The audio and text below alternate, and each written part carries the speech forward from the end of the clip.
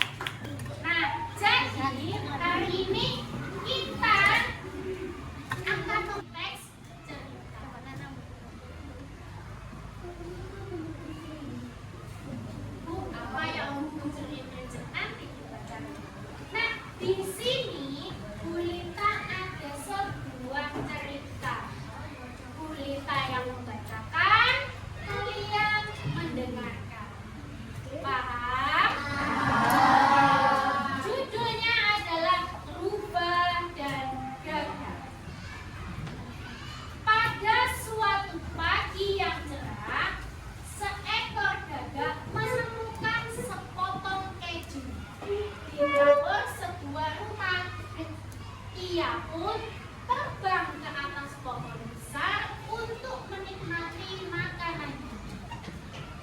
Dari atas cabang pohon, Gagak merasa bangga karena tersanjung membuka paruhnya dan berkokok keras.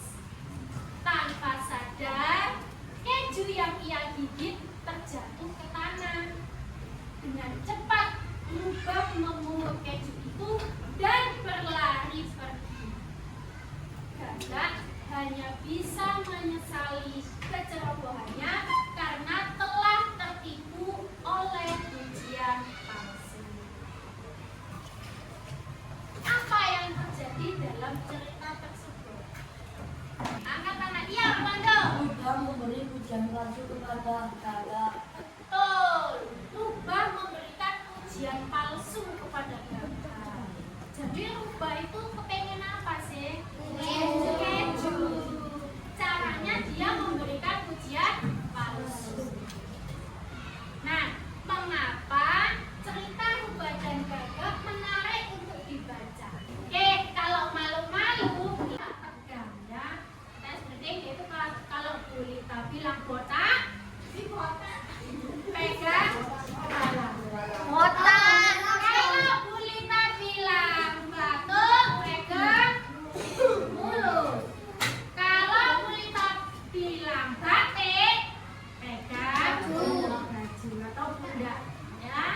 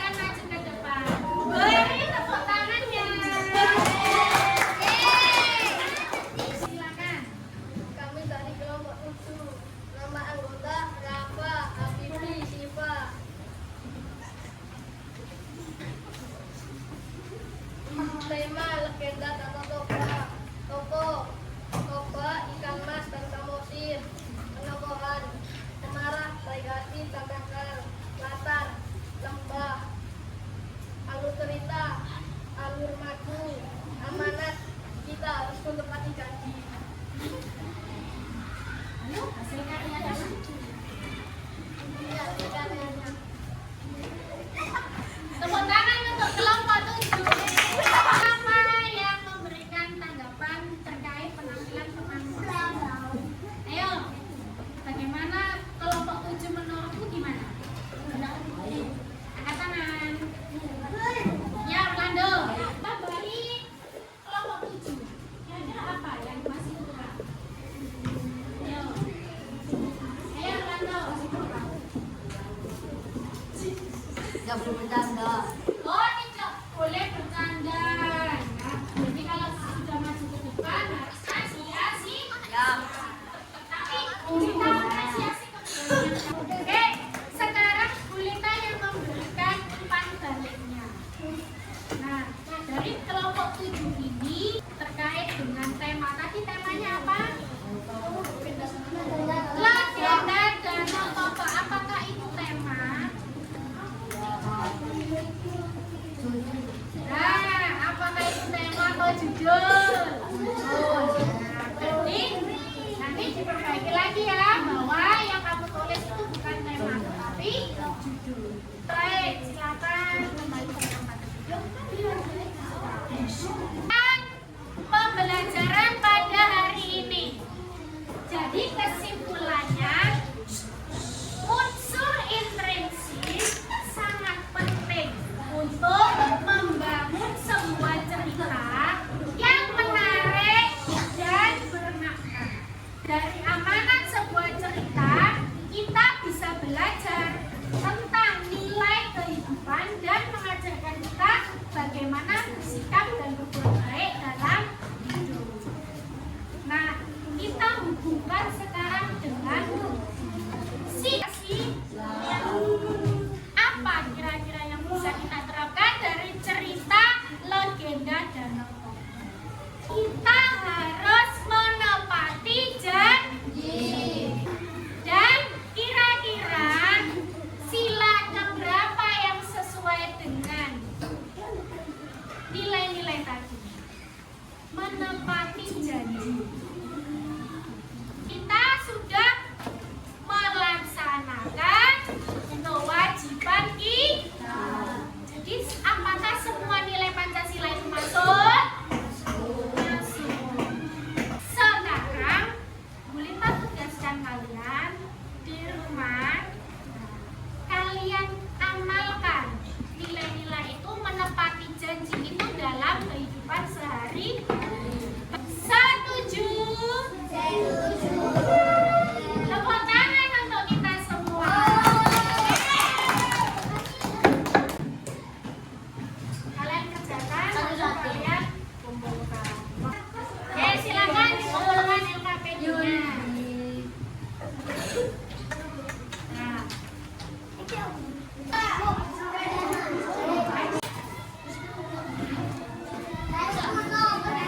Baik.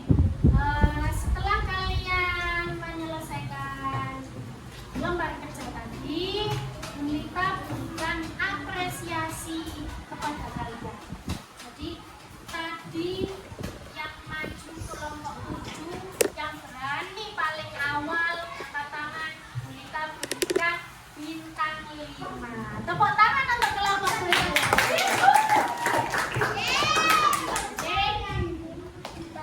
Untuk yang lain, jangan pantang menyerah. Bulita yakin kalian semua hebat. Ya, baik, sukses. Terakhir, kita berikan ujian atas prestasi kalian. Yaitu tadi kalian sudah menyampaikan dengan menggunakan kata-kata yang sopan sesuai dengan kesepakatan kelas kita ya. Hanya yang perlu ditingkatkan lagi adalah suaranya dalam menyampaikan hadapan, harus lebih lantang, harus lebih berani. Juga yang presentasi tadi harus lebih berani tadi dan menatap mata teman-teman atau audiens yang sedang di depan. Setelah ini kita ingin